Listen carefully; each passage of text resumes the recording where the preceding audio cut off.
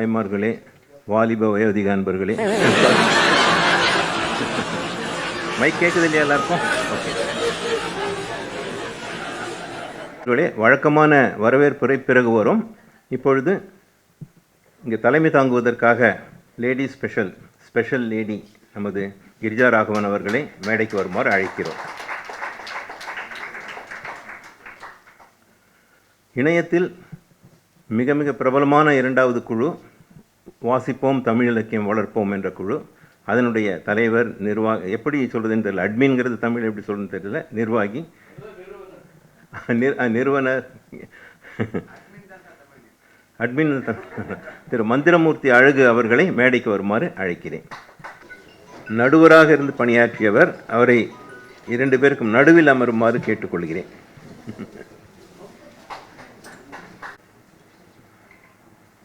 இது எங்களுடைய குடும்ப விழா, ஆகவே ஃபார்மல் அம்சங்கள் சிறிது இல்லாமல் இருக்கலாம், அதை நீங்கள் ஏற்றுக்கொள்ளலாம். இது வரவேற்புரைக்கு முன்னதாக மினி வரவேற்புரை, ப்ரீ வரவேற்புரை என்று சொல்லலாம். வழக்கமாக எந்த கூட்டத்திலும் தமிழ் வளர்க்கும் சான்றோர்கள் வாவேசு போன்றவர்கள் இருந்தால் அவர்களை மேடையில் அமர வைப்பது வழக்கம். ஆனால் இன்று அவர் பரிசு வாங்குபவராக வந்திருக்கிறார். ஆகவே முதல் வரிசையில் அவரை அமர்த்தி இருக்கிறோம். பிரபல எழுத்தாளர் சுபா என்று அழைக்கப்படும் சுரேஷ் பாலகிருஷ்ணனில் 2வது பாலகிருஷ்ணன் அவர்கள் வந்திருக்கிறார்கள். அவருக்கு அன்போடு வரவேற்கிறோம். இன்னும் மிக கல்கி ரமணன் அவர்கள் வந்திருக்கிறார்கள். சென்ற ஆண்டு அவர் இந்த இடத்தில் இருந்தார். அடுத்த ஆண்டு எங்கிருப்பார்னு தெரியாது.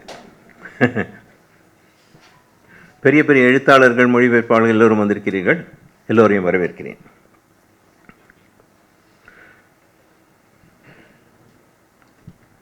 பொதுவாக ஒரு பெரிய அமைப்பை ஒன்றை நிறுவி பல பேரிடமிருந்து நன்கொடைகளை பெற்று ஜவுளி வர்த்தகர்களுடைய வண்ணப்படம் கடைசி அட்டையில் போடும் மாதிரி ஒரு பத்திரிகை நடத்தி அப்படிப்பட்டவர்கள் தான் போட்டிகள்லாம் நடத்துவது நீங்கள் பார்த்திருப்பீர்கள்.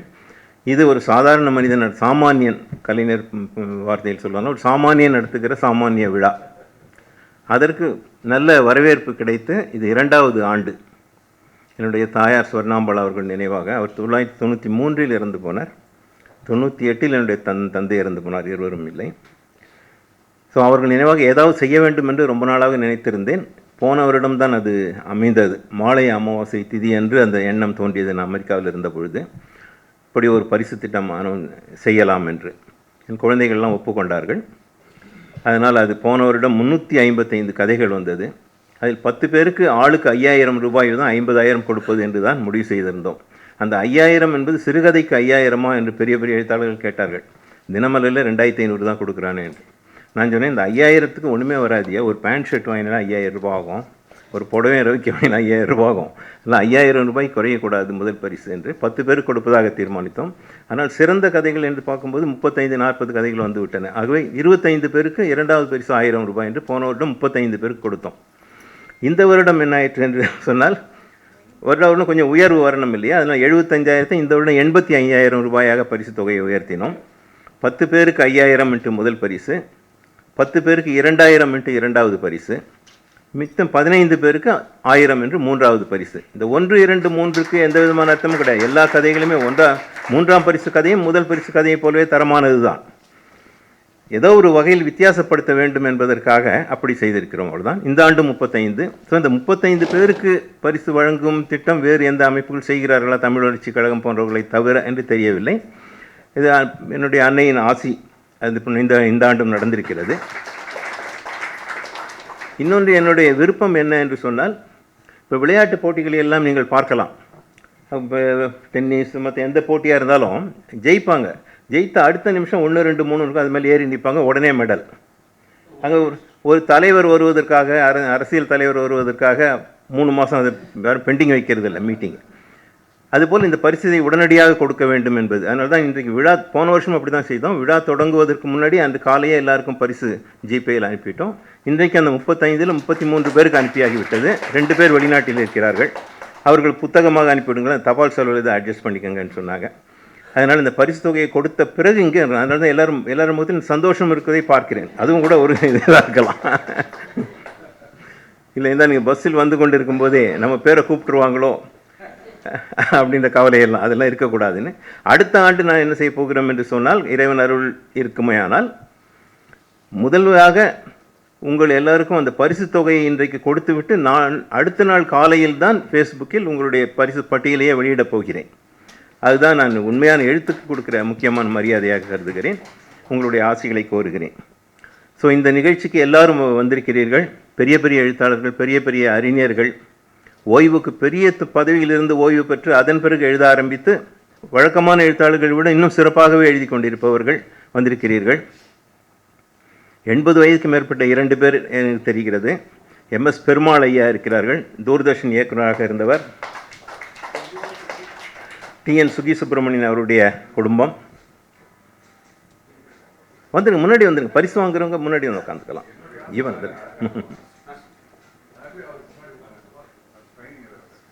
அதேபோல் AV ராஜகோபாலன் அவர்கள் ஐயா வந்திருக்கிறார்கள்.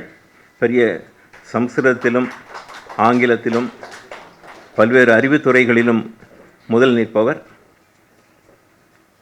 மணிப்பாலில் உள்ள டாப்மியின் இயக்குநராக இருந்த திரு RC நடராஜன் அவர்கள். அது ரொம்ப டென்ஷனான ஜாப். ஆனால் அவர் நகைச்சுவை கதைகள் நிறைய எழுதுகிறாரு, எப்படின்னு தெரியல.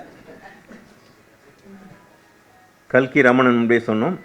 திருமதி கௌரி கிருபானந்தன் அவர்கள் மிகப்பெரிய மொழிபெயர்ப்பாளர், அமைதியாக இருப்பவர். அவர் வீட்டுக்கு போனால் கம்ப்யூட்டர் முன்னாடி தான் அவர் பார்த்துட்டு இருப்பார். அவர் கணவரை கூட அவர் பார்ப்பதில்லை. அவர் கணவர் என்ன மனைவியை கூட பார்ப்பதில்லை, அவர் கம்ப்யூட்டரை பார்த்து கொண்டே இருப்பார். இதுவரை 300 புத்தகங்கள் பதிப்பித்து கொடுத்திருக்கிறார். நம்முடைய இந்த தொகுப்பு அவ்வளவு அழகாக வந்திருக்கிறது. அதை இப்போது வெளியிடப் போகிறோம். அதற்கு கிருபானந்தன் அவர்கள் காரணம். இன்னும் மற்ற எல்லா எழுத்தாளர்கள் பேரும் பரிசு வாங்கும்போது ஒரு பற்றியும் நாங்கள் கூறுவோம். இன்று பரிசு பெறாத 3 பேரை நாங்கள் அழைத்திருக்கிறோம். சிறந்த எழுத்தாளர்கள், நாவலாசிரியர்கள். ராஜலட்சுமி, சுடுமண் ராஜலட்சுமி என்று, எனக்கு சுடுமண் என்ற கதையால் அவர் பிரபலமானார். அதுக்கு முன்னே பிரபலமாகி இருக்கிறார். இருந்தாலும் அந்த சுடுமண்ங்கிற சொல்லி எனக்கு ரொம்ப பிடிச்சிருந்தது.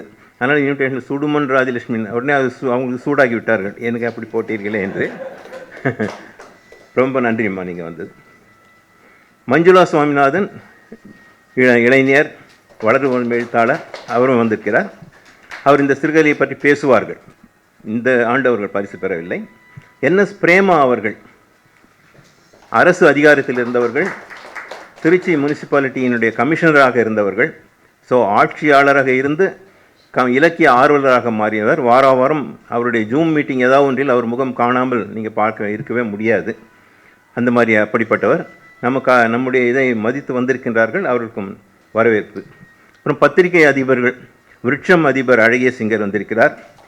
பூபாலம் அதிபர் ஹரிஹரன் வந்திருக்கிறார். இறைவணக்கம் பாடிய ரத்னமாலா புரூஸ், ஸ்டெல்லா புரூஸ் ஞாபகம் வருது. ரத்னமாலா புரூஸ் இந்துஸ்தான் பல்கலைக்கழகத்தில் பேராசிரியராக இருக்கிறவர். அவருடைய கணவர் தாகூர் இன்ஜினியர், அதில் ப்ரொஃபஸராக இருக்கிறவர். அவருடைய மகன் ஹாரி கிருஷ்ணா என்று இருக்கிறார். அவருக்கும் இன்று முதல் பரிசு 5000 கிடைத்திருக்கிறது. இவருடைய மகன் என்பதே எங்களுக்கு தெரியாது, இதுவரையும் சொல்லவர், இங்கு தான் சொன்னார்கள். குடும்பமே வந்திருக்கிறது. எல்லாம் தமிழ்நாடு பொறுத்தவரை குடும்பமாக தான் எல்லாம் செய்வார்கள் போல இருக்கிறது. நீங்கள் வேறு எங்கேயும் போக வேண்டாம். அது அந்த மாதிரி AV ராஜகோபாலன் என்று சொன்னேன். அவருடைய குடும்பமே பெரிய எழுத்தாளர் குடும்பம். அவருடைய அக்கா பெண் தான் மீரா ரவிசங்கர், மொழிபெயர்ப்புக்காக தமிழ் வளர்ச்சி கழகத்தின் பரிசு பெற்றவர். சேத்தன் பகத் புத்தகங்கள் எல்லாம் நிறைய தமிழில் மொழிபெயர்த்து கொடுத்திருக்கிறார். இப்படி எல்லாருமே வரலாறு. அப்புறம் பின்னாடி வங்கி அதிகாரியாக இருந்து, இங்கே பெரும்பாலானவர்கள் வங்கி அதிகாரிகளாக இங்கே இருக்கிறோம். சார்ட்டர்ட் அக்கௌண்டன்ட் வங்கி அதிகாரிகளாக இருந்தவர்கள். ரமணன் கூட அப்படி தான். இப்போ சமீபத்தில் ஒரு வங்கி அதிகாரி கணேஷ் ராம் அவர்கள் இந்தியன் பேங்கிலிருந்து ஓய்வு பெற்றவர், சீஃப் ஜெனரல் மேனேஜராக. அவர் இப்போ எழுத ஆரம்பிச்சிருக்கிறார். இப்படி இந்த வழக்கமான எழுத்தாளர்கள் எவ்வளவு போட்டி பாருங்கள். இவங்கெல்லாம் வசதியோடு வருகிறார்கள். கணேஷ் ராம் எழுதியிருக்கிறார் என்றால் உடனே கல்கியில் கேட்டு போடுவார்கள். அவர் சீஃப் ஜெனரல் மேனேஜர் எல்லாம் அதெல்லாம். இப்போ சாதாரண எழுத்தாளர் எழுதினா எங்கே வரும்? இந்த மாதிரி ஒரு அன்ஈக்குவல் காம்படிஷன் இங்கே பில்டப் ஆகிட்டு இருக்கு. சந்துரு மாணிக்கவாசம் இங்கே இருக்கார். அவர் சினிமாவில் பிரபலமாகி கொண்டு வருகிறார். ஸோ குமுதத்தில் ஒரு கதை எழுதினா அவருக்கு சந்துரு மாணிக்கவாசன் கதையை தான் போடுவாங்க, என் கதையை உங்கள் கதையை போட மாட்டாங்க. தெரியும், பாலா இருக்கிறது. அதனால தான் இப்போ எழுத்தை விட்டுட்டு சினிமாவுக்கே முழுசாக போயிட்டார் சுரேஷ் பாலா 2 பேரும். அதில் வருமானம் அதிகம் வருது ஒன்று. பட் புகழ் எழுத்தாளருக்கு, தமிழ் எழுத்தாளருக்கு புகழ் தான் கிடைக்கணும். அந்த புகழே கொஞ்சம் தான் கிடைக்குது. மற்ற காட்சி ஊடகங்களில் அது நிறைய கிடைக்குது. ஸோ அந்த மாதிரி காட்சி ஊடகங்களிலும் ஒரு கால், இதில் ஒரு காலாக இருக்கிற பல எழுத்தாளர்கள் இங்கே இருக்கிறீர்கள். எல்லோரையும் வருக வருக என்று நான் வரவேற்கிறேன். இப்பொழுது முக்கியமான ஒரு நிகழ்வு. இந்த 35 சிறுகதைகளுடைய தொகுப்பு ஒரு புத்தகமாக இப்போது வெளியிடப்படுகிறது. சென்ற ஆண்டு என்ன செய்தோம் என்று சொன்னால் 10 பேருக்கு மட்டுமே முதல் பரிசு 5000 என்று சொன்னேன் அல்லவா. ஆக 10 பேருக்கு மட்டும் புத்தகம். அந்த 10 பேருடைய வண்ணப்படம் அதிலேயே புத்தகத்திலேயே வந்திருக்கும் அந்த மாதிரி. அப்புறம் பிற்பாடு 25 பேருக்கும் கொடுக்கலான்னு முடிவு பண்ண பிறகு அதே தனி புத்தகமாக வந்தது. அது வேண்டாம், இப்போ ஒன்றாவே போடலாம். 400 பக்கமுள்ள தடியான புத்தகம் இந்த வந்திருக்கிறது. இந்த புத்தகத்தை ஆக்கி கொடுத்த கிருபானந்தன் அவர்களுக்கு மிகுந்த நன்றியை நாங்கள் தெரிவித்துக் கொள்கிறோம். இந்த புத்தகத்தை வெளியிடுமாறு தலைவர் கிரிஜா ராகவன் அவர்களை கேட்டுக்கொள்கிறேன். இந்த முதல் பிரதியை மந்திரமூர்த்தி அழகு அவர்கள் கேட்டுக்கொள்வார்கள்.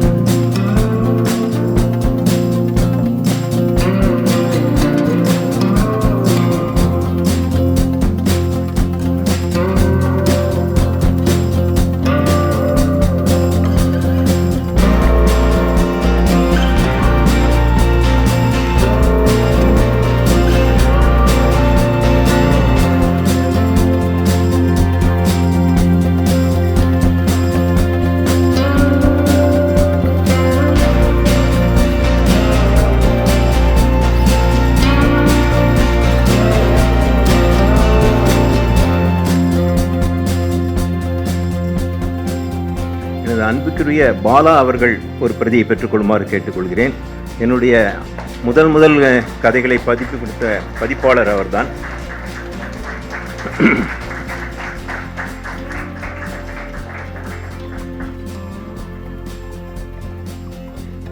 கல்கி ரமணன் அவர்களை அன்பு கூர்ந்து ஒரு பிரதி பெற்றுக்கொள்ளுமாறு கேட்டுக்கொள்கிறேன்.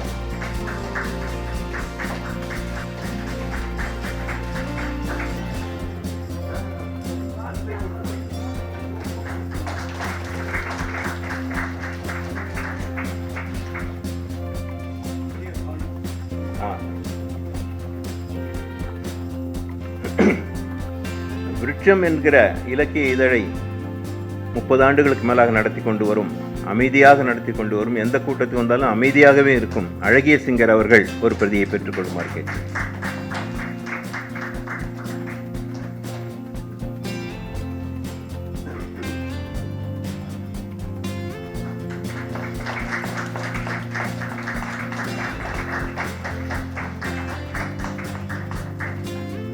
பூபாலம் இலக்கிய இதழின் ஆசிரியர் குழுவில் ஒருவரான ஹரிஹரன் அவர்கள் பெரிய எழுத்தாளர், திருப்புகழ் புத்தகம் பதிப்பித்திருக்கிறார்.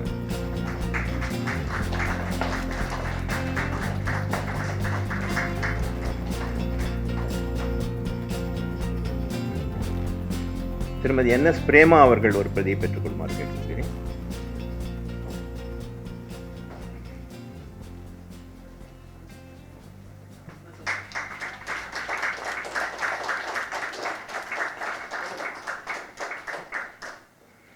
எழுத்தாளர் நாவலாசிரியர் சுடுமன் ராஜலட்சுமி அவர்கள் ஒரு பிரதியை பெற்றுக்கொள்ளுமாறு கேட்டுக்கொள்கிறேன். இந்த பிரதியை பெற்றுக்கொள்வதற்காக பெங்களூரிலிருந்து வந்திருக்கிறார் அவசரமாக.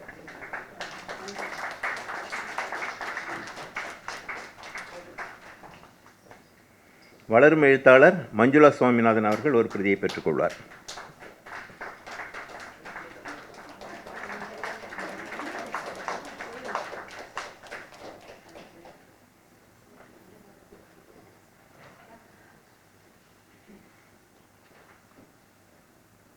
இனி மேடையை தலைவரிடம் ஒப்படைக்கிறேன்.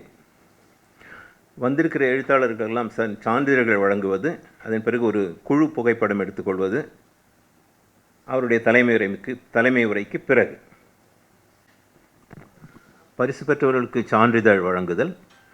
முதல் பரிசு பெற்றவர்களில் இன்று வந்திருப்பவர்களை முதலில் அழைக்கிறோம்.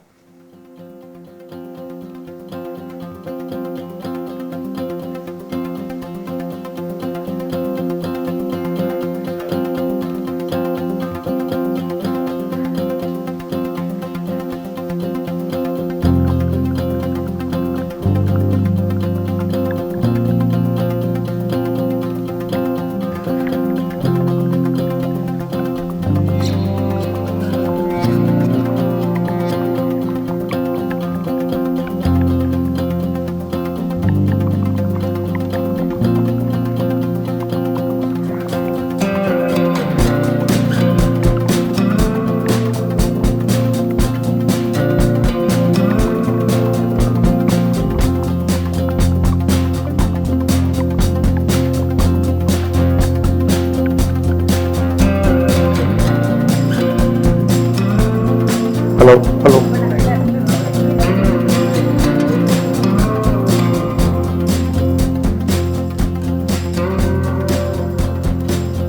பரிசு பெறும் எழுத்தாளரின் பெயரை நான் அறிவித்தவுடன் அன்பு கூர்ந்து உங்களுடைய பரிசு பெறுவோரின் இருக்கை இங்கே அமர்ந்து கொள்ள வேண்டும், அமர்ந்து பரிசு பெற வேண்டும்.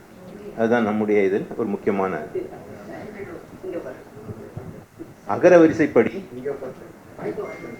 அகரவரிசைப்படி ஆங்கரை பைரவி அவர்கள் முதலில் வருவார்.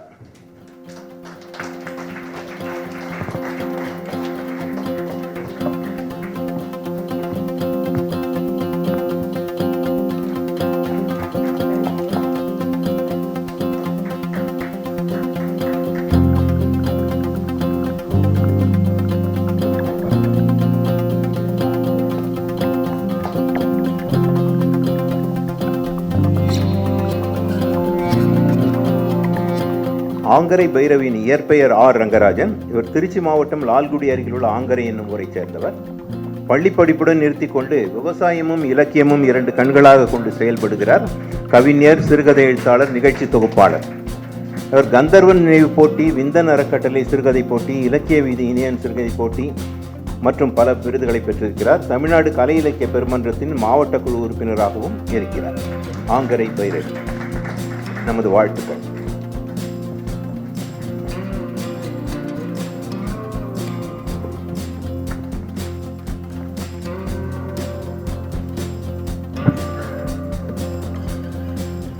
ஆர் கீதா அவர்கள் பெங்களூரில் இருக்கிறார். அவர் வரவில்லை, அதனால் அவர் சார்பாக எங்கள் பிளாக் என்னும் பிரபலமான பிளாக் ஆசிரியர் பாலசுப்ரமணியம் அவருடைய நண்பர் பெற்றுக்கொள்வார். அமருங்கள். கீதா அவர்கள் நாகர்கோவிலை சேர்ந்தவர். தமிழ், ஆங்கிலம் இரண்டிலும் எம்ஏ முடித்தவர். அவரும் ஒரு பிளாக் எழுதி கொண்டிருக்கிறார். 1913ஆம் வருடத்திலிருந்து பெரிய பிளாக் எழுதுகிறவர் அவர், கீதா அவர்கள். அவரிடம் பயிற்சி பெற்றுதான் நான் என்னுடைய பிளாகை ஆரம்பித்தேன். அவர் இன்று வர இயலவில்லை, பெங்களூர் இன்று வர இயலவில்லை. வாழ்த்துக்களுடன் கீதா அவர்களுக்கு இந்த பரிசை வழங்குகிறோம். பத்திரமா அவங்க கிட்ட கொடுத்துருங்க.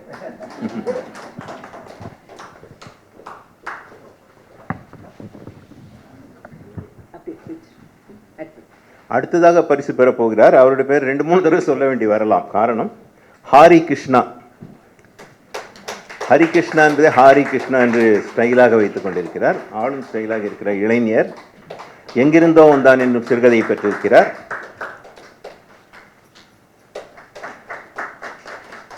இவருடைய தாயாரும் ஒரு சிறுகதை எழுத்தாளர், பாடகரும் கூட. இப்போ கடல் வாழ்த்து பாடினார். ரத்னமலா அவர்களுடைய மகன்தான் ஹாரி கிருஷ்ணா அவர்கள். எங்கிருந்தோ வந்தான் என்ற சிறுகதையை விமர்சகர்கள் மிகவும் பாராட்டி இருக்கிறார்கள். உங்களுடைய எழுத்து திறமை நன்கு வளரட்டும் நண்பரே. இதுவரையில் 3 புத்தகங்கள் எழுதியிருக்கிறார். 20 வயதில் இந்துஸ்தான் என்ஜினியரிங் கல்லூரியில் படித்துக் கொண்டிருக்கிறார். 4ஆம் ஆண்டு படித்துக் கொண்டிருக்கிறார். வாழ்த்துக்கள் ஹாரி கிருஷ்ணா.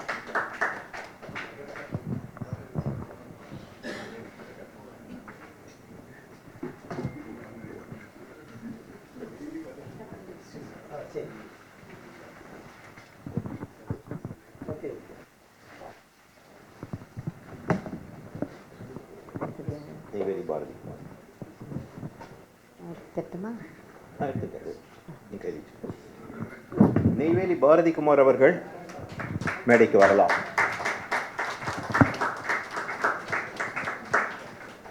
இவர் நெய்வேலி சுரங்கத்தில் முதன்மை மேலாளராக பணிபுரிகிறார். ஸோ கீழிருந்து மேலே வந்திருக்கிறார், பள்ளத்திலிருந்து மேட்டிற்கு வந்திருக்கிறார். இதுவரை 24 புத்தகங்கள் எழுதியிருக்கிறார். 5 சிறுகதை, 3 தொகுதி கவிதைகள், நாவல், குறுநாவல் 3, அமேசான் கிண்டலில் மின்னூல் 1 வந்திருக்கிறது. இலக்கிய போட்டிகளில் இவர் கலந்து கொண்டு 59 பரிசுகளை வென்றிருக்கிறார். 0 டிகிரி இலக்கிய விருது சிறுகதை மற்றும் நாவலுக்காக 3 முறை பரிசு பெற்றிருக்கிறார். தொடர்ந்து தன்னுடைய பணியிலும் கவனத்தோடு அதே சமயம் எழுத்திலும் கவனத்தோடு இயங்கும் செந்தில்குமார் அவர்களுக்கு நம்முடைய பாராட்டுதல்கள்.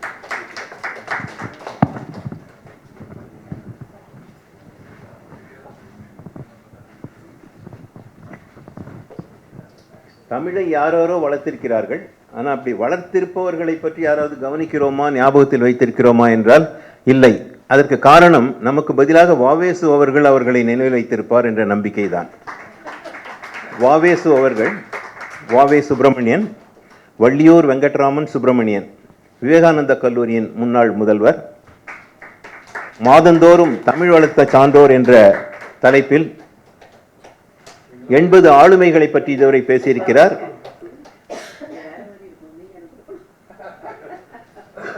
எங்களுடைய குவிகம் அமைப்பில் மகாகவியின் குரல் என்ற தலைப்பில் இதுவரை 233க்கும் மேல் வாரம் வாரம் பேசிக்கொண்டிருக்கிறார். வாழ்த்துக்களுடன் வாவேசு அவர்கள். வழக்கமாக எல்லா கூட்டங்களிலும் அவர்தான் எங்களை வாழ்த்துவார். இப்பொழுது நான் அவரை வாழ்த்த நமக்கு ஒரு வாய்ப்பு கொடுத்திருக்கிறார். நன்றி.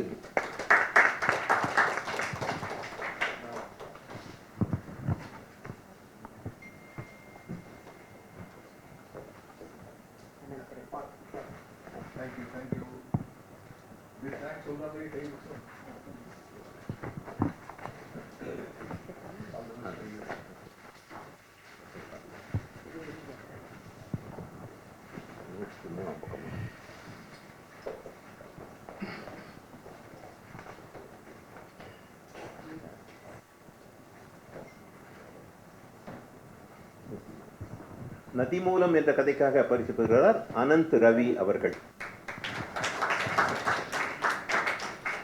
அனந்தா என்றால் அளவில்லாத என்று பொருள். இவர் ஏராளமாக எழுதி குவித்துக் கொண்டே இருக்கிறார். சென்னையில் வசிப்பவர். வங்கி பணியிலிருந்து விருப்ப ஓய்வு பெற்ற பிறகு முழு நேர எழுத்தாளரானவர். பிரபலமான பரிசுகள்: அமரர் கீவாஜா நினைவு சிறுகதை போட்டி, இலக்கிய வீதி இனியவன் போட்டி, இலக்கிய பீடம் சிறுகதை போட்டி, சென்ற ஆண்டு பட்டுக்கோட்டை பிரபாகர் நடத்திய சிறுகதை போட்டி மற்றும் குவிகம் குறும்பு தினம் போட்டி, 0 டிகிரி நாவல் போட்டி. சொல்லிட்டு போனால் நேரம் ஆகிடும். இத்தனை போட்டிகளுக்கு மேல் இவர் பரிசு பெற்றிருக்கிறார். வாழ்த்துக்களுடன் அனந்த் ரவி அவர்கள். அடுத்தது அனுராதா ஜெய்சங்கர்.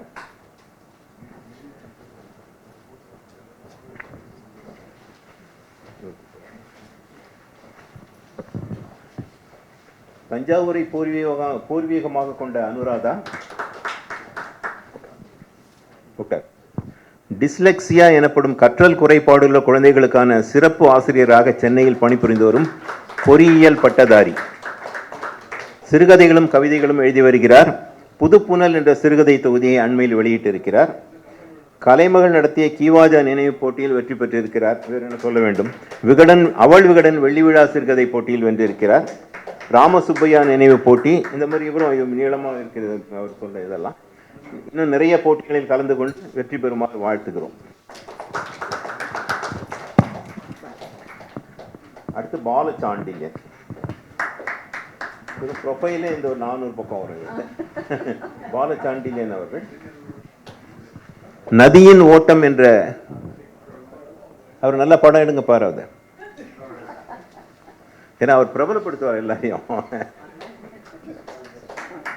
நதியின் ஓட்டம் என்ற சிறுகதைக்காக பரிசு பெறுகிறார் பாலசாண்டில்யன் அவர்கள்.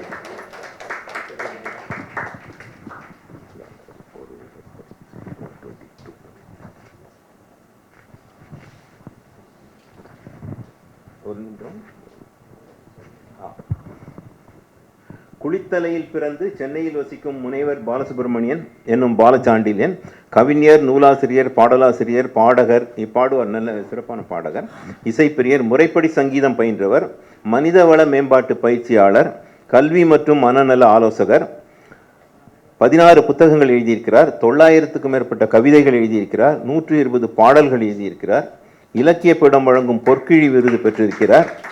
அண்மையில் இவர் 50 பெரியவர்களை பற்றி எழுதிய ஒரு நூலுக்காக 1 லட்சம் ரூபாய் ஒரு நபர் விருது கொடுத்திருக்கிறார். இன்னும் நிறைய பேருக்கு அந்த தகவல் போய் சேரலன்னு நினைக்கிறேன். இந்த மாதிரி பரிசுக்கு உரிய கதைகள், பரிசு இல்லாத போதும் சேவைக்காக செய்கின்ற கதைகள் என்று இலக்கிய உலகில் இயங்கிக் கொண்டிருக்கும் பாலசுப்ரமணியன் அவர்களை வாழ்த்துகிறோம்.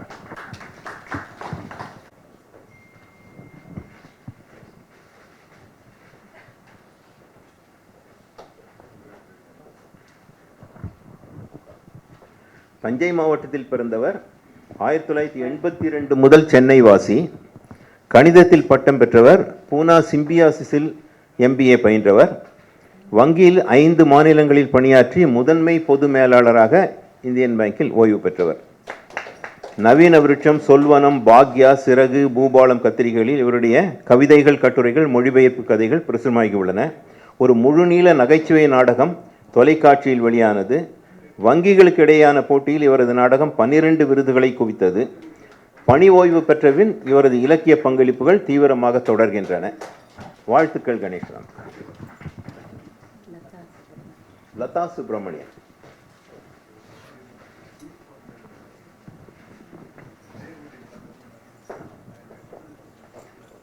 அவருங்க இல்லையா? அவரையும் கூப்பிடுங்க. அவங்க வாங்க, கணவர் வாங்க. பின்னாடி நிற்கட்டும், நீங்கள் உட்காரு. அது சீட் வேண்டாம். வாங்க ஐயா. லதா சுப்பிரமணியம் அவர்கள் சென்ற ஆண்டும் 2வது பரிசு பெற்றவர். இங்கே இப்படி பின்னாடி, அவங்க பின்னாடி நீங்கள் ஃபோட்டோவில் கரெக்டாக. இல்லை பின்னாடி இது behind a successful woman there is a man அப்படிங்க. லதா சுப்பிரமணியன் சென்னையில் பிறந்து வளர்ந்தவர். இளங்கலை படிப்பு முடித்த இல்லத்தரசி. கொரோனா காலகட்டத்தில் எழுத ஆரம்பித்து சரித்திர புனைவு கதை எழுதியிருக்கிறார். பல நாவல்களும் அதில் எழுதியிருக்கிறார். இவருடைய 3 புதினங்கள் நூல்களாக வெளியாகியுள்ளன. சென்ற ஆண்டும் நமது போட்டியில் நீங்காது பூமாது என்ற கதை 2ஆம் பரிசு பெற்றது. இப்பொழுதும் பரிசு பெற்றிருக்கிறார். வாழ்த்துக்கள் லதா சுப்பிரமணியன். ரத்னமாலா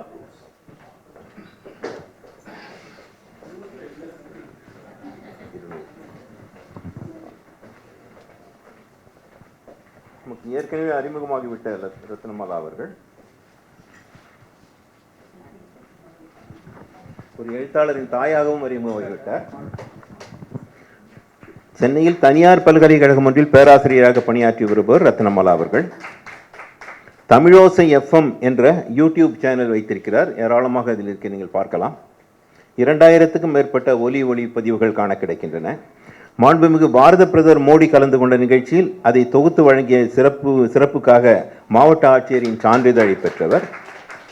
சக்தி விருது, சிங்கப்பெண் விருது, அப்துல் கலாம் விருது, ஔவையார் விருது, எட்ஸெட்ரா, கலைஞரின் பேனா விருது உள்ளிட்ட பல விருதுகளை பெற்றிருக்கிறார். வாழ்த்துக்கள் ரத்னமாலா அவர்களே. விஜய் சிவா முதல் பரிசு பெற்றவர். நார்வே சொல்லி அப்புறம் தான் முகப்பேரில் இருக்கிறார். வாங்க விஜய் சிவா அவர்களே. அவர் சிவா எங்க? வாங்க வாங்க. ஓகே.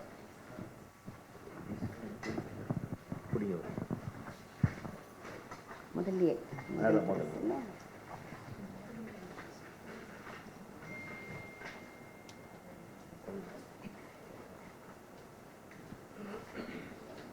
ராமநாதபுரம் மாவட்டம் பார்த்திபனூரில் பிறந்தவர் விஜயலட்சுமி. தற்போது வசிப்பது நார்வே. இப்போ இங்கே வந்துட்டார், சென்னைக்கு வந்துட்டார்.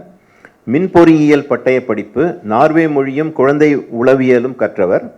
நார்வேஜிய குழந்தைகளுக்கு நமது தமிழ்நாட்டின் பாரம்பரிய கலைகளான கோலாட்டம், கரகாட்டம் போன்றவற்றை கற்றுக் கொடுத்தது மனநிறைவை கொடுப்பதாக கூறுகிறார். இவரது படைப்புகள் ஆனந்த விகடன், அவள் விகடன், குமுதம், தினமலர் பலவற்றில் வெளியாகியுள்ளன. ஒரு சென்றியோ தொகுப்பு நூல், கவிதை கொட்டரை தொகுப்பு நூலும் வெளியிட்டுள்ளார். தமிழ் நெஞ்சம் மின்னிதழில் 4 இணைந்து எழுதிய சில சிறுகதைகளின் தொகுப்பு நூலும் வெளிவந்துள்ளது. நார்வேயில் இவருடைய பல கண்காட்சிகளில் இவருடைய பல்வேறு ஓவியங்கள் இடம்பெற்றுள்ளன. வாழ்த்துக்கள் விஜய் சிவா.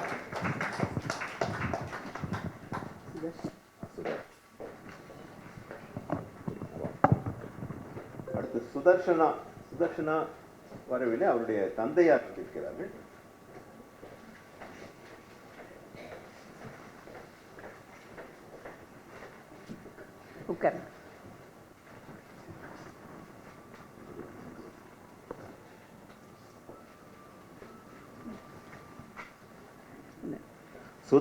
சுதர்ஷனா அவர்கள் ஒரு வழக்கறிஞர், சாலி கிராமத்தில் இருக்கிறார். இவருடைய தந்தை காசி தினகர் தமிழ் திரைப்படத்துறையில் அரை நூற்றாண்டுக்கு மேலாக இயங்கி வருபவர். மகளுக்காக தந்தை பெற்றுக்கொள்கிறார். சுதர்ஷனா BA/BL முடித்து பிறகு லண்டன் சென்று MBAவும் பயின்றவர். சென்னையில் வழக்கறிஞராக இருக்கிறார்.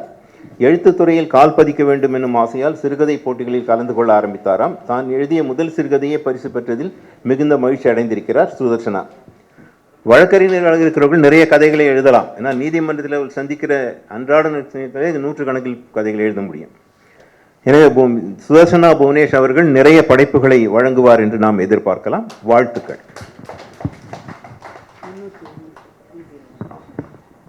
ராஜேஸ்வர் வந்துட்டார்.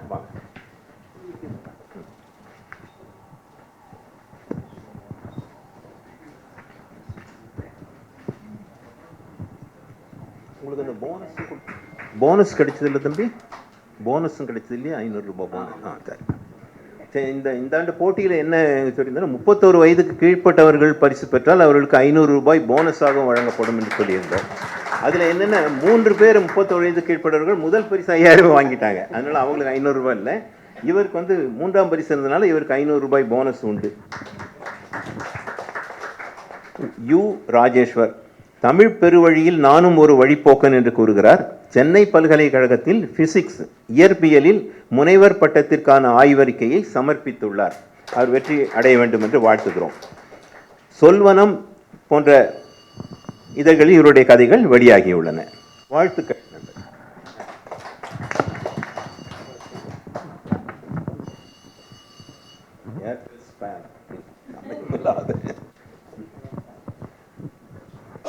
பெரியவர் அபினவம் ராஜகோபாலன் பேரை சுற்றிங்க பயமா இருக்கு.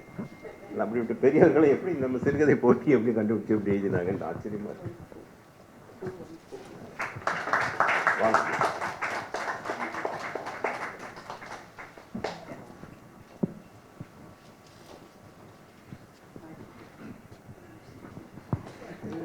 திரு அபினவம் ராஜகோபாலன் அவர்கள் 80 வயதினர். சார்ட்டர்ட் அக்கவுண்டன்சியில் அகில இந்தியாவில் 4ஆவதாக வென்றவர். இந்தியாவில் பல பொதுத்துறை நிறுவனங்களிலும் ஆப்பிரிக்காவில் தான்சானியா, நைஜீரியா, போட்ஸ்வானா நாடுகளிலும் பணிபுரிந்தவர். நிதி ஆலோசகராக பணிபுரிந்தவர். 2 MA 2 MPhil பட்டங்கள் பெற்றவர். இவரது ஒரு சிறுகதை தொகுப்பு, 2 சுயமுன்னேற்ற நாவல்கள், ஆங்கிலத்தில் ஒரு நாவல் புத்தகமாக வெளிவந்துள்ளது. அமுதசுரபி அப்புசாமி சீதாப்பாட்டி நகைச்சுவை அறக்கட்டளை நடத்திய நகைச்சுவை சிறுகதை போட்டியில் வெற்றி பெற்றிருக்கிறார். ரைட்டர்ஸ் கஃபே போட்டியிலும் வெற்றி பெற்றிருக்கிறார். இவருடைய மூத்த சகோதரர் AV சுகவனேஸ்வரன் சங்க தமிழ் இலக்கியமான குறுந்தொகையை வடமொழியில் ஸ்லோகமாக மொழிபெயர்த்து சாகித்ய அகாடமி பெற்றவர். இவருடைய சகோதரி திருமதி லக்ஷ்மி விஸ்வநாதன் வந்திருக்காங்களா? இங்கே அம்மா இங்கே வரீங்களா? ஒரு நிமிஷம் அப்படி மேடைக்கு வாங்க, ஒரு ஃபோட்டோ எடுத்துக்கலாம் வாங்க. நீங்கள் அவ்வளோ தூரத்துன்னு வந்திருக்கீங்க. லக்ஷ்மி சொன்ன அவரும் எழுத்தாளர். அவருடைய மகள் திருமதி மீரா ரவிசங்கர் புகழ்பெற்ற மொழிபெயர்ப்பாளர். சேத்தன் பகத் நாவல்களை எல்லாம் தமிழில் வெஸ்ட்லேண்டுக்காக மொழிபெயர்த்து கொடுத்திருக்கிறார். தமிழ் டு இங்கிலீஷும் பண்ணியிருக்கிறார். உண்மையில் அவரும் இந்த தடவை ஒரு சிறுகதை அனுப்பிச்சிருந்தார், அது செலக்ட் ஆகலை. உட்காருங்க உட்காருங்க உட்காருங்க கேட்கலாம். ஸோ மிகுந்த மகிழ்ச்சி ராஜகோபாலன் அவர்களே. சீக்கிரமாக ஒரு தமிழ் நாவல் முழுமையாக எழுதி வெளியிடுங்கள் என்று வாழ்த்துகிறோம். சந்துரு மாணிக்க வாசகம்.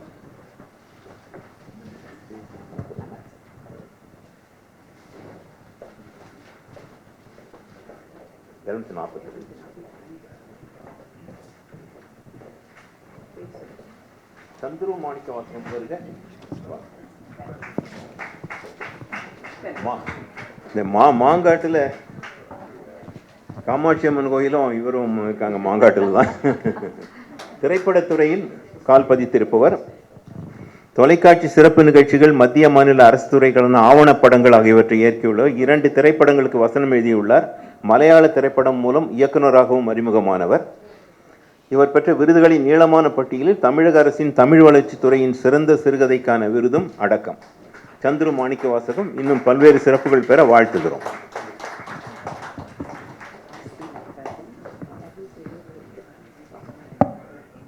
இன்னொரு பெரிய அதிகார வர்க்கத்தை சேர்ந்த ஒருவர் வருகிறார், RC நடராஜன்.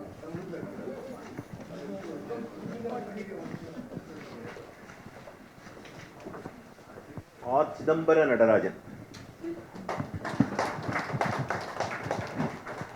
ஒரு அண்மை காலமாக சென்னையில் எங்கு இலக்கிய விழா நடந்தாலும் பிரபலம். இவருடைய தகப்பனார் மா. ராமசாமி திருவாழத்தான் என்ற பெயரில் எழுதிய முந்தைய தலைமுறை எழுத்தாளர் ஆவார். நிர்வாகத்துறையில் முனைவர் பட்டம் பெற்றவர். புகழ்பெற்ற நிர்வாக பள்ளி டாப்மி மணிப்பாலில் உள்ள அதில் இயக்குநராக இருந்தவர், பேராசிரியர் இருந்தவர். இவருடைய ஆங்கில சிறுகதை தொகுப்பு நல்ல வரவேற்பை பெற்றது. தமிழில் இதுவரை 3 சிறுகதை தொகுப்பு, ஒரு நாவல், ஒரு நாடகம் எழுதியுள்ளார்.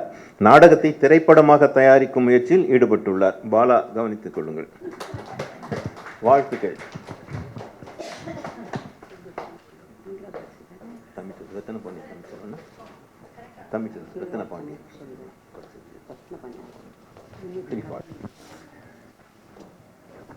ரத்ன பாண்டியன், தமிழ் செல்வன்.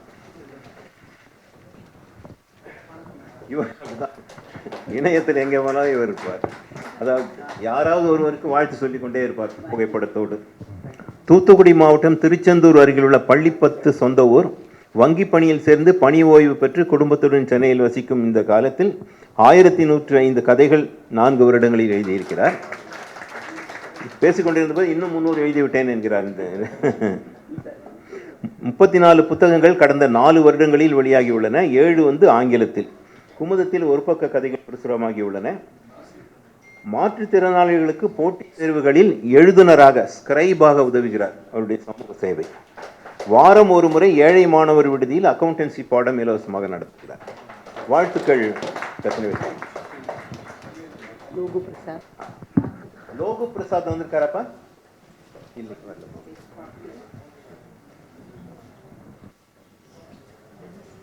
ஆமாம், MS பெருமாள் அவர்கள் பேர் கடைசியில் வருகிறது. அந்த பி என்பதால் ஆல்பபெட்டிக்கல் ஆர்டர்ல. அடுத்ததாக MS பெருமாள் ஐயா வாங்க. வாங்க.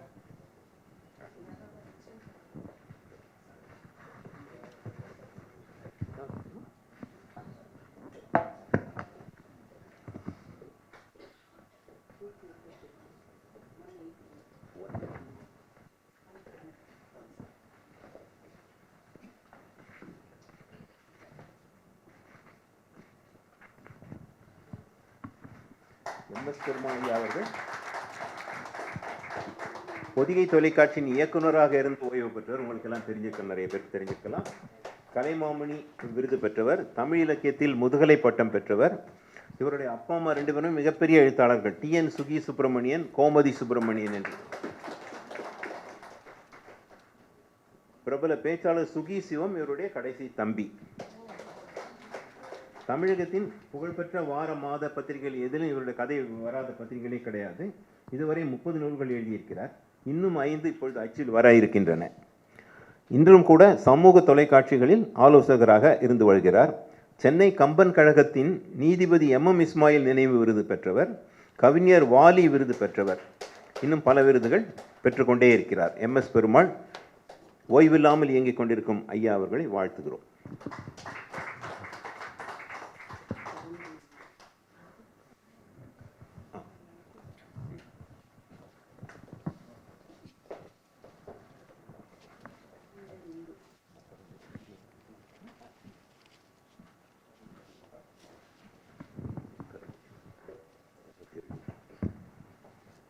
கரந்தை இந்து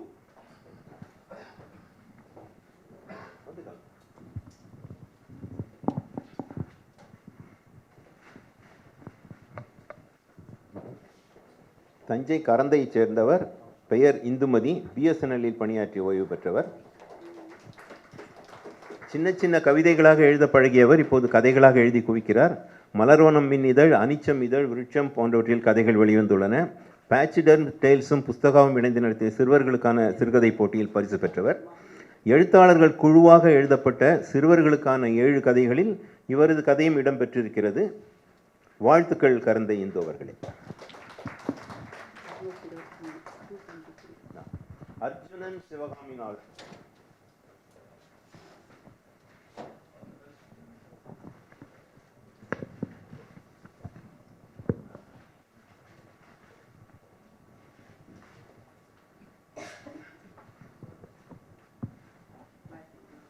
இவர் ஆயுள் காப்பீட்டுக் கழகத்தில் நிர்வாக அதிகாரியாக பணியாற்றி ஓய்வு பெற்றவர். எம்காம் பட்டதாரி. பணி ஓய்வுக்கு பிறகே எழுத ஆரம்பித்தவர். நம்மளாம் எல்ஐசியில் அங்கே இருக்கும்போது எழுதுவாங்கன்னு நினச்சிட்டு இருப்போம், ஓய்வு அவங்களுக்கு வேலையே கிடையாதுன்னு. ஆனால் இவருக்கு வேலை நிறைய உண்டு. நிர்வாக அதிகாரி. இதுவரை 100க்கும் மேற்பட்ட சிறுகதைகள் எழுதியிருக்கிறார். இவருடைய கட்டுரை தொடர் புத்தகமாக 2 பாகங்களில் வெளிவந்துள்ளது. ஒரு சிறுகதை தொகுப்பு, பாரதியின் புதிய ஆத்திச்சூடியின் விளக்க கட்டுரை தொகுப்பு. எவ்வளோ பேர் இதை எழுதுவாங்கன்னு தெரியல. புதிய ஆத்திச்சூடிக்கு நிறைய பேர் எழுதி கொண்டே இருக்கிறார்கள். இவரும் எழுதியிருக்கிறார் ஒரு தொகுப்பு. வாழ்த்துக்கள் அர்ஜுனன் சிவகாமிநாதன்.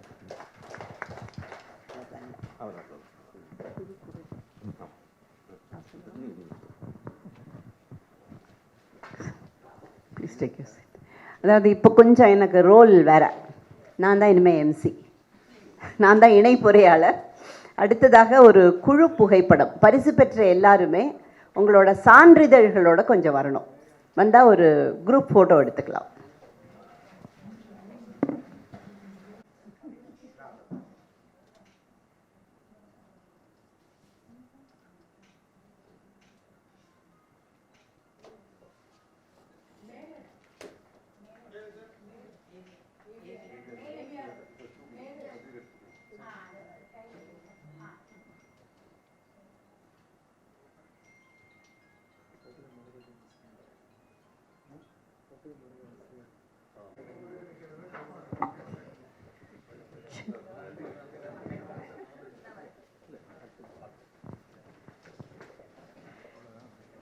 பரிசு பெற்ற அனைவருக்கும் நன்றி.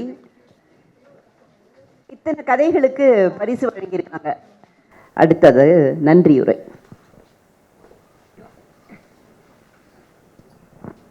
என்னுடைய பேரண்ட்ஸ் கந்தா அவர்கள் நன்றியுரை வழங்குவார். இந்த அரங்கில் வீட்டிற்கும் அனைவருக்கும் என்னுடைய முதற்கண் வணக்கத்தை தெரிவித்துக் கொள்கிறேன். இன்றைய தினம் எங்கள் குடும்ப வாழ்க்கையில் ஒரு முக்கியமான நாள். எங்கள் கொள்ளுப்பாட்டியும் என் தாத்தா திரு ராய செல்லப்பா அவர்களின் அன்பு தாயாருமான திருமதி ஸ்வர்ணாம்பாள் அவர்களுக்கு மரியாதையை செலுத்தும் ஒரு இனிய நாள். நீண்ட நாட்களாக தாத்தா நினைவாக ஏதாவது ஒன்று செய்ய வேண்டும் என்று கூறிக்கொண்டிருந்து 2024 அன்னை ஸ்வர்ணாம்பாள் நினைவு சிறுகதை போட்டி ஆரம்பிக்கப்பட்டது. மொத்த பரிசு ரூபாய் 75,000 பட்ஜெட் செய்யப்பட்டது. சென்ற ஆண்டு 355 கதைகள் போட்டிக்கு வந்தன. அதில் மொத்தம் 35 பரிசுகள் கொடுக்கப்பட்டது. இந்த ஆண்டும் அதே போல 35 கதைகள் தேர்ந்தெடுக்கப்பட்டன. ஆனால் மொத்த பரிசு தொகை 85,000 உயர்த்தப்பட்டது. அடுத்த ஆண்டு இதுவும் உயரும். ஆனால் எவ்வளவு என்று எங்களுக்கு தெரியாது, அது தாத்தாவின் முடிவாகும். நாங்கள் அளிக்கும் பரிசை ஏற்றுக்கொள்ள இந்த நிகழ்ச்சிக்கு நேரில் வந்திருக்கும் எழுத்தாளர் பெருமக்களுக்கும் அவர்களுடைய உறவினர்களுக்கும் எங்கள் நன்றியை தெரிவித்துக் கொள்கிறேன். இந்த சிறப்பான நிகழ்ச்சிக்கு தலைமை தாங்கி நடத்துவதற்கு ஒப்புக்கொண்ட ஸ்பெஷல் லேடியும் சிங்க பெண்மணியுமான மதிப்பிற்குரிய திருமதி கிரிஜா ராகவன் அவர்களுக்கு எங்கள் நெஞ்சார்ந்த நன்றியை தெரிவித்துக் கொள்கிறேன். சிறுகதை போட்டியின் 2 நடுவர்களில் ஒருவராக இருந்து தகுதியான கதைகளை தேர்வு செய்து கொடுத்து புகழ்பெற்ற எழுத்தாளர் டாக்டர் ஜே பாஸ்கரன் அவர்களுக்கு எமது மனமார்ந்த நன்றிகளை தெரிவித்துக் கொள்கிறேன். அதே போல வாஷிங்டன் வாசியான இன்னொரு நடுவர், அவரும் ஒரு பாஸ்கரன் தான், அவருக்கும் எமது நன்றிகள். இணையத்தில் இயங்கும் வாசிப்போம் தமிழ் இலக்கியம் வளர்ப்போம் முகநூல் குழுவின் நிர்வாகியாக இருந்து பெரும்பணி ஆற்றி வரும் ஐயா மந்திரமூர்த்தி அழகா அவர்களுக்கு இன்று நம்மோடு தன் அரிய கருத்துக்களை பகிர்ந்து கொண்டதுக்கு நன்றி. தன் நிர்வாக திறமைக்காக அப்போதைய முதல்வர் செல்வி ஜெயலலிதா அவர்களிடம் பாராட்டும் அங்கீகாரமும் பெற்ற திருமதி NS பிரேமா அவர்களின் இன்னொரு முகமே இலக்கிய விமர்சன முகமாகும். வாரந்தோறும் ஏதாவது ஒரு ஜூம் அரங்கில் இவரது உரையை நாம் காணவும் கேட்கவும் முடிகிறது. அளவில்லாத வாசிப்பு ஆர்வம் கொண்ட இவரது வருகை இங்குள்ள எழுத்தாளர்களுக்கு நிச்சயம் புத்துணர்ச்சி தரும் என்பது உறுதி. இவருக்கும் நமது நன்றிகள். கடவுள் வாழ்த்து பாடிய திருமதி ரத்னமாலா அவர்களுக்கும், சிறுகதை விமர்சனங்கள் முன்வைத்த எழுத்தாளர் பெருமக்கள் திருமதி ராஜலட்சுமி, திருமதி மஞ்சுளா சுவாமிநாதன் ஆகியோருக்கும் எமது அன்பு நன்றிகள். அரங்கில் இன்று பேசிய பங்கெடுத்த மற்ற எல்லா எழுத்தாளர்களுக்கும் நன்றி நன்றி நன்றி. இந்த ஆண்டு போட்டியில் கலந்து கொண்ட எல்லாருக்கும் மீண்டும் ஒரு முறை நன்றி. வழக்கம் போல் எங்கள் முயற்சிகளுக்கு தோன்றா துணையாக இருந்த ஆட்டுவிக்கும் குவிகம் கிருபானந்தன் அவர்களுக்கு நன்றி சொல்லாமல் இருந்தால் அது குற்றம் அல்லவா? இன்று இங்கு வெளியாகி இருக்கும் அழகும் அடர்த்தியுமான சிறுகதை தொகுப்பை 3 நாட்களில் முடித்து கொடுத்து அவரது கைவன்மை போற்றுதலுக்கு உரியது. இந்த நிகழ்ச்சிக்கு இடம் ஒதுக்கி தந்த அண்ணா நூற்றாண்டு நூலக அதிகாரிகள் மற்றும் ஊழியர்களுக்கு நன்றி தெரிவிக்க வேண்டியது எங்கள் கடமை. இந்த நிகழ்ச்சியை காண்பதற்கு திரண்டு வந்திருக்கும் எங்கள் குடும்ப உறுப்பினர்கள் நண்பர்களுக்கும் குவிகம் விருட்சகம் பூபாலம் இலக்கிய இதழ்களின் வாசகர்களுக்கும் மீண்டும் ஒரு முறை நன்றி செலுத்துகிறேன். அன்னை ஸ்வர்ணாம்பாள் அறக்கட்டளையின் சார்பில் இனி ஒவ்வொரு ஆண்டும் இத்தகைய இலக்கிய போட்டிகள் நடைபெறும் என்பதை தெரிவித்துக் கொள்கிறேன். எழுத்தாளர்கள் அனைவரும் இன்னும் அதிக ஆர்வத்துடன் இன்னும் அதிக எண்ணிக்கையில் கலந்து கொண்டு எங்களை பெருமைப்படுத்த வேண்டும் என்று கேட்டுக்கொள்கிறேன். மீண்டும் சந்திக்கும் வரை உங்களிடம் இருந்து விடைபெறுகிறேன். நன்றி. மிகச் சிறப்பாக நன்றி உரை சொன்ன ஸ்கந்தாவுக்கு ஒரு பெரிய கைத்தட்டல் கொடுங்க. இந்த நிகழ்ச்சி ஸ்கந்தா மற்றும் சம்பிரிதா 2 அருமையான கொள்ளு பேரன் பேத்திகள் சமேத அவருடைய ஸ்வர்ணாம்பாளின் மகன் திரு ராயச்செல்லப்பா இவர்கள் மிகச் சிறப்பாக இந்த நிகழ்ச்சியை நடத்தி கொடுத்ததை அன்னை ஸ்வர்ணாம்பாள் அங்கிருந்து பார்த்து கொண்டு ஆசீர்வதித்து கொண்டிருப்பார். நிகழ்ச்சி நாட்டு வாழ்த்துடன் முடிவடைகிறது.